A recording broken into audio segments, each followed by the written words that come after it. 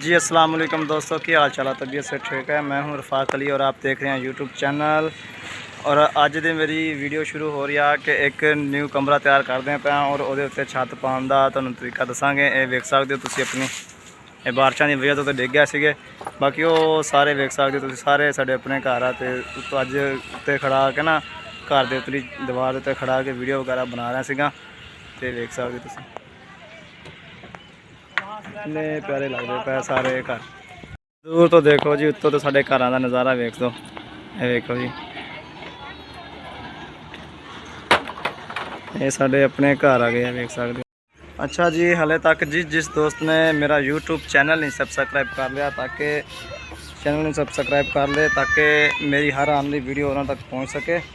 और ये देख लो तुसीं अपने अज घर के उत्ते का नज़ारा भर रहा, तुहानूं नज़ारा सारा अपने घर का माहौल का नज़ारा करा रहा मैं। देख सकते हो तुसीं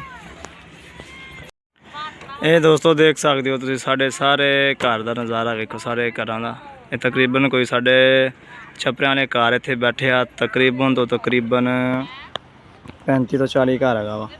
ये वेख सकते हो हुण, ये देख सकते हो जी साढ़े घर की खूबसूरती।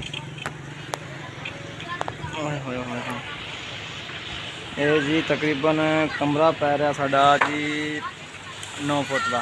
9 फुट से हमने पैंप पूंप पाया हुआ देख सकते तुम। ये तकरीबन जो टूबल का होंगे ना पैंप वो पाया हुआ है।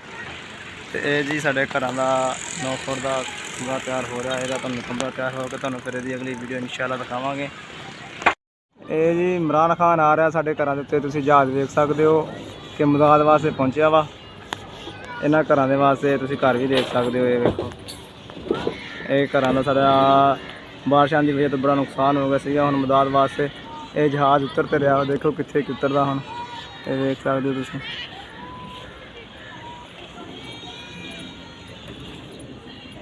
ये जी अपने घर के उतरे छत का समान तैयार हो रहा है। बांस बूस नूं बंदा कट कुट रहा ना, तोड़ के दी सैटअप कर रहा बांसा का।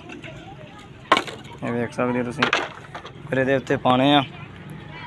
ये देखो जी की कर दी इत्थे लीजा, की कर दी लीजा। उत्तों डिगन लगा सी। पहले तो मैं अपने घर का अंदरों यानी कि अंदरों तुहानूं सारा विखाना सीगा। हुण अपने घर की इतनी छत उत्ते खड़ा वां ते तुहानूं सारा माहौल विखा रहा, क्योंकि सारे साढ़े अपने घर ही आ। ये वेख सकते हो दूरों अज उत्ते खड़ा होकर कैमरे नाल वीडियो बना रहा वां। अपने सारे घरों के बारे वेख सकते हो तुसीं। सारे इस तरीके नाल बने हुए बड़े अच्छे अच्छे घर। ये देख सकते हो सारा माहौल बनाया वा। हुणे अपना असीं होर एक कमरा तैयार कर रहे हैं और ये जिद्दां कमरा तैयार होएगा तुहानूं ये भी दिखावांगे। इस घर नूं बनन ते तकरीबन तो तकरीबन 1 हफ्ता खान लग गया वा।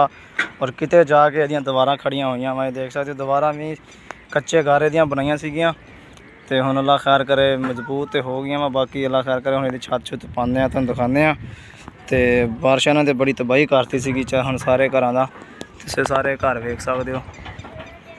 तो देख सकते हो कि एक होर साडा घर तैयार हो रहा वा, जिद्दां कि तुसीं सुनिया कि बारिशों के विच डिग गया सीगा। हुण इहदी छत छुत पा रहे हैं। ये वेख सकते हो तुसीं। ये वेखो जी, यदि हम दोबारा छत छुत तैयार करके दोबारा एक कमरा तैयार कर रहे हैं।